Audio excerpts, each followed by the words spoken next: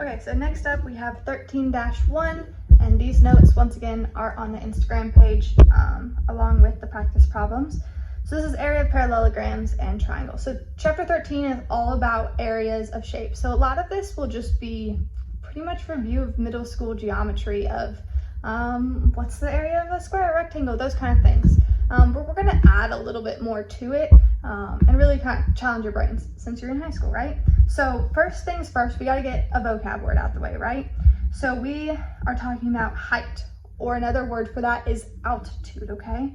And the key thing about height and altitude, if you look back at 5-4 notes, is that to have a height or an altitude, it goes from the top of a shape and goes down, and it must form a right angle with the base, okay? So you're always wanting to look for that right angle for the height or altitude, okay? So first off, area of parallelograms. Now, if you guys remember from topic 6, parallelograms also include squares, rectangles, rhombuses actually as well, but we're going to talk about a different way of finding rhombuses here in a little bit for 13-2.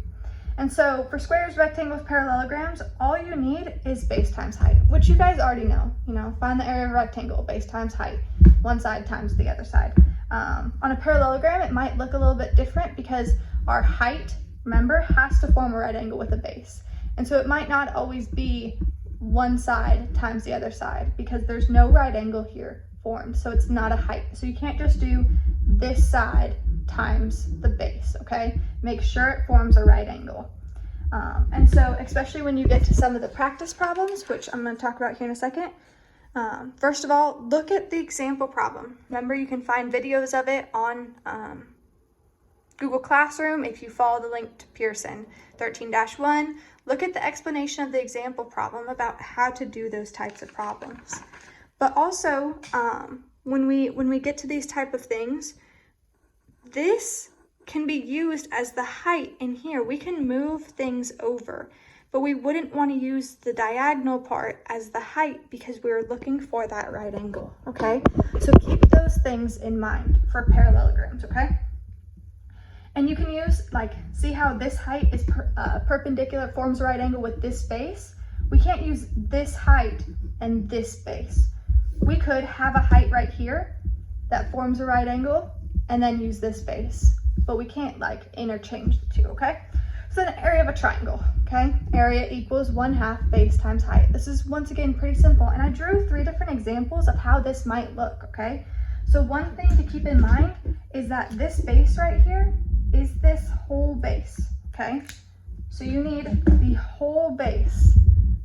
So 1/2, so we do base times height divided by 2. It's another way of thinking about it.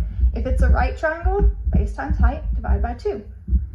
If it's an obtuse triangle like this, it's okay that the height's on the outside. As long as, remember, it forms a right angle with the base, it still counts as a height.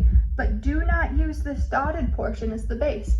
This is the only part that's the base. Don't be adding stuff onto your triangle, or else you'll find the area of this dashed triangle instead of the triangle it's actually wanting you to find.